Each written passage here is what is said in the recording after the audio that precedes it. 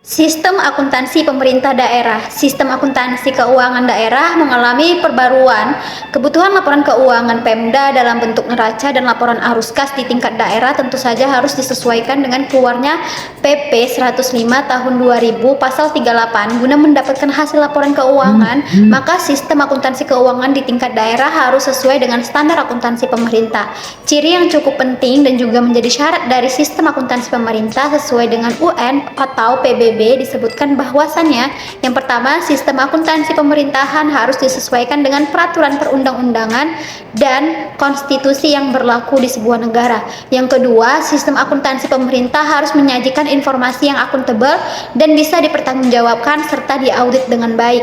Yang ketiga, sistem akuntansi ini harus bisa menyajikan informasi keuangan yang dibutuhkan guna penyusunan rencana dan evaluasi pelaksanaan fisik dan juga keuangan. Tidak adanya standar sistem akuntansi pada daerah membuat laporan keuangan daerah tidak bisa disusun menjadi lebih baik. Prinsip dasar penyusunan laporan keuangan. Prinsip dasar yang diterapkan oleh pemerintah daerah dalam melakukan penyusunan laporan keuangan yang tersaji menjadi laporan neraca, laporan arus kas, dan perhitungan realisasi anggaran mengacu pada sistem akuntansi keuangan daerah dari Tim Pokja SK Menteri Keuangan 355/2001. Keputusan Kementerian Menteri Dalam Negeri 29/2002 dan juga praktik akuntansi seperti government finance, statistik yang terdiri dari yang pertama, asas kas. Prinsip ini ditentukan berdasarkan ketentuan perundang-undangan yang berdasarkan Undang-Undang Perbendaharaan Indonesia dan juga PP 105 tahun 2000, Undang-Undang tahun 17 tahun 2003 yang mengatur mengenai keuangan negara pasal 36 ayat 1 menyatakan bahwasannya pengukuran pendapatan belanja dengan basis akrual yang belum dilaksanakan digunakan pengukuran dengan basis kas. Masa transisi ini dilakukan sekurangnya 5 tahun sejak undang-undang ini diberlakukan. Yang kedua, asas bruto adalah kompensasi yang terjadi di antara pendapatan dan belanja daerah. Pendapatan dan belanja daerah akan dibukukan pada pos belanja yang bersangkutan tersebut.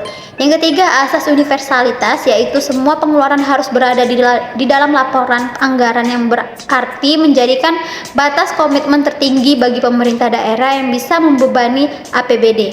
Yang keempat, nilai sejarah. Penilaian atas aset tetap daerah menggunakan sistem nilai sejarah atau historis yang disajikan di dalam neraca yang tidak memperhitungkan akan penyusutan atau depresiasi aset tetap.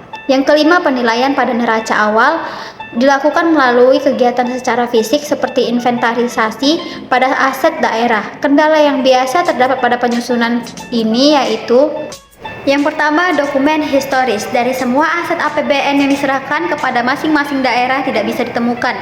Yang kedua, aset berupa fisik yang tidak tercatat di dalam daftar aset serta dikuasai oleh pihak ketiga belum memiliki kelengkapan dokumen. Yang ketiga, bangunan bersejarah atau heritage masuk ke dalam neraca sebagai aset daerah yang bernilai tinggi. Yang keempat, sumber daya alam dimasukkan ke dalam aset daerah yang juga mencerminkan kekayaan real yang dimiliki oleh daerah.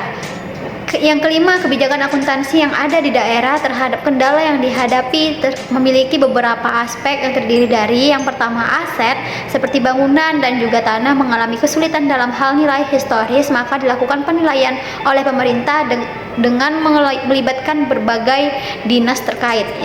Yang kedua, depresiasi aset tetap tidak akan dilakukan disebabkan pemerintah daerah bukanlah organisasi yang berhubungan dengan profit atau laba, dan depresiasi aset akan dilakukan dengan cara penghapusan dari hasil inventaris yang dibentuk oleh kepala daerah. Yang ketiga, aset historis dan sumber daya alam sendiri memiliki unsur ketidakpastian. Hal ini disebabkan nilai ekonomis dan juga ekspertis yang cukup mahal guna menilai kandungan sumber daya alam tersebut.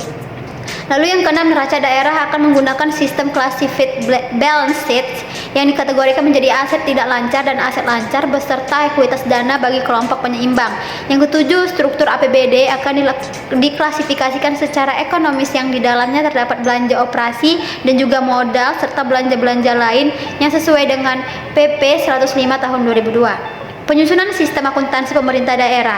Peraturan pemerintah nomor 105 tahun 2000 dan juga keputusan Kementerian Dalam Negeri nomor 29 tahun 2002 menyajikan pendekatan bahwa di dalam pengelolaan keuangan daerah tersebut, perubahan ini dilakukan dengan cara bertahap, yaitu tentang membutuhkan waktu lama di dalam proses implementasi tersebut. Keputusan Kementerian Dalam Negeri Nomor 29 Tahun 2002 yang mengenai sistem akuntansi pemerintah daerah ini bisa dijelaskan sebagai berikut. Yang pertama, bab 5 mengenai penataan usaha keuangan daerah akan mengatur mengenai fungsi otorisasi keuangan daerah dalam hal pengelolaannya pada pasal 31 hingga pasal 42. Yang memegang peranan dalam otorisasi tersebut adalah kepala daerah, bendahara umum daerah, penggunaan anggaran, dan pemegang kas. Yang kedua, pasal 43 ayat 1 yang berisikan mengenai pengaturan dokumen yang dipakai guna merekam data transaksi keuangan daerah. Hal ini juga terjadi dalam pasal 52 ayat 2 dan pasal 59 ayat 1. Ketiga, pasal 44 hingga 64 berisi mengenai prosedur penerimaan kas dan juga sistem serta prosedur pengeluaran kas dan kebijakan pengadaan barang dan jasa.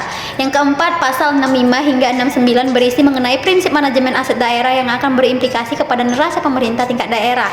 Yang kelima, pasal 70 dan 71 akan mengatur mengenai sistem akuntansi dan juga kebijakannya. Yang keenam, pasal 72 dan juga 77 berisikan mengenai catatan di dalam proses tata usaha keuangan daerah yang terdiri dari buku jurnal, buku besar, dan buku pembantu. Yang ketujuh, pasal 78 berisi mengenai bentuk sistem prosedur akuntansi yang berfungsi sebagai organisasi dokumen dan catatan keuangan. Yang kedelapan, pasal 79 hingga 85 ini mengatur mengenai bentuk laporan dan mekanisme pertanggungjawaban keuangan daerah. Yang kesembilan, pasal 96 hingga 1010 mengatur pengawasan keuangan daerah. Tujuan dari sistem akuntansi pemerintah daerah ini tentu saja untuk meningkatkan efisiensi dan juga efektivitas di sektor pelaporan untuk mendukung operasi harian yang rutin dilakukan, meningkatkan kualitas laporan dan pengambilan keputusan serta meningkatkan sisi akuntabilitas di sektor finansial dan juga melindungi aset yang dimiliki oleh pemerintah daerah. Sistem akuntansi ini memiliki kaitan yang cukup erat dalam sistem pengendalian internal di organisasi, dan sistem akuntansi yang memiliki kandungan sistem yang memadai di sektor pengendalian merupakan sistem yang bagus. Keandalan dalam pelaporan keuangan aset negara dan ketaatan mengenai peraturan perundang-undangan tersebut. Tujuan dari sistem pengendalian intern ini, yang pertama, melindungi aset negara dan daerah. Yang kedua, memelihara catatan laporan secara akurat dan terperinci.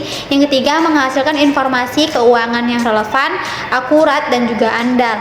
Yang keempat, menjamin bahwa laporan tersebut disusun berdasarkan standar dari sistem yang berlaku, yaitu SAP. Yang kelima, operasi yang jauh lebih efisien dan efektif. Yang keenam, menjamin ketaatan dari kebijakan manajemen dan peraturan yang berlaku.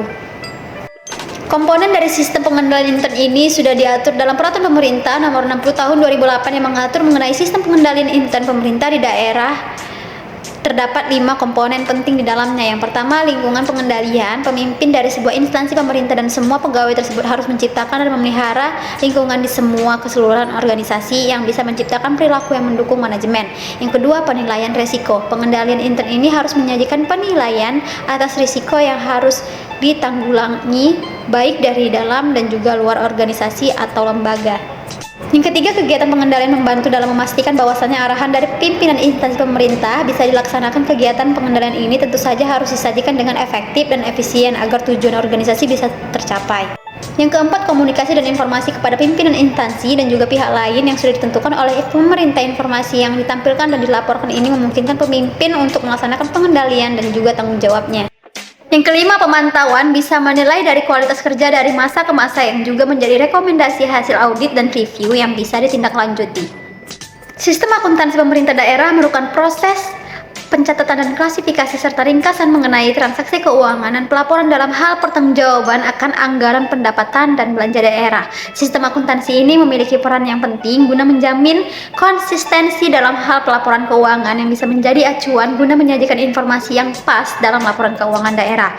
Selain itu, sistem akuntansi bisa menyajikan data semua aktivitas keuangan dan transaksi yang terjadi agar transparan dan juga kredibel. Sistem akuntansi pemerintah di tingkat daerah ini dilaksanakan dengan 2 subsistem yang terdiri dari yang pertama, subsistem akuntansi pemerintah daerah atau SKPD yang bertugas melakukan pencatatan transaksi pada tingkat pemerintah daerah.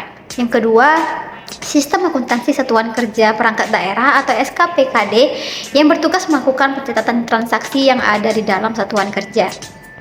Pemahaman sistem akuntansi pemerintah daerah. Sistem akuntansi pemerintah daerah merupakan prosedur pengelolaan keuangan pemerintah yang memiliki proses pengumpulan data, pencatatan, dan ikhtisar hingga akhirnya melakukan laporan keuangan dalam pertanggungjawaban mengenai Pelaksanaan APBD. Sistem akuntansi pemerintah daerah memiliki karakteristik yang terdiri dari yang pertama, basis akuntansi. Sistem akuntansi pemerintah daerah menggunakan basis kas dalam pelaksanaan laporan realisasi anggaran dan basis akrual menjadi basis inti guna melakukan pelaporan.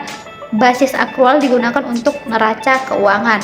Yang kedua, sistem pembukuan berpasangan. Sistem ini memiliki dasar persamaan dalam dasar akuntansi yang artinya aset sama dengan hutang dan juga ekuitas dana, dan tiap transaksi yang terjadi akan dibukukan dengan cara mendebitkan perkiraan dan mengkreditkan perkiraan lainnya. Laporan keuangan pemerintah daerah. Laporan keuangan pemerintah daerah sama seperti halnya laporan keuangan pada pemerintah pusat dan terdapat beberapa komponen. Yang pertama, laporan realisasi anggaran atau laporan yang menampilkan ikhtisar sumber alokasi dana dan pemakaian dana keuangan yang dikelola pemerintah baik di tingkat pusat dan daerah. Yang kedua, neraca menampilkan entitas pelaporan mengenai kewajiban aset ekuitas pada periode tertentu. Yang ketiga, laporan operasional menampilkan ikhtisar sumber daya ekonomi yang menambahkan ekuitas di mana pemerintah daerah mengelola ekuitas tersebut. Yang keempat, laporan arus kas menampilkan informasi yang berhubungan dengan kas dan juga aktivitas operasi investasi dan juga pendanaan unsur yang terdapat di dalam laporan arus kas. Yang kelima, laporan perubahan ekuitas menampilkan informasi mengenai kenaikan dan penurunan ekuitas pada laporan tahunan. Yang keenam, catatan atas laporan keuangan yang meliputi penjelasan dari seluruh laporan keuangan pemerintah daerah. Yang terakhir, laporan perubahan sisa anggaran lebih yang menyajikan informasi mengenai kenaikan dan penurunan saldo anggaran lebih pada tahun pelaporan yang akan disandingkan dengan tahun sebelumnya.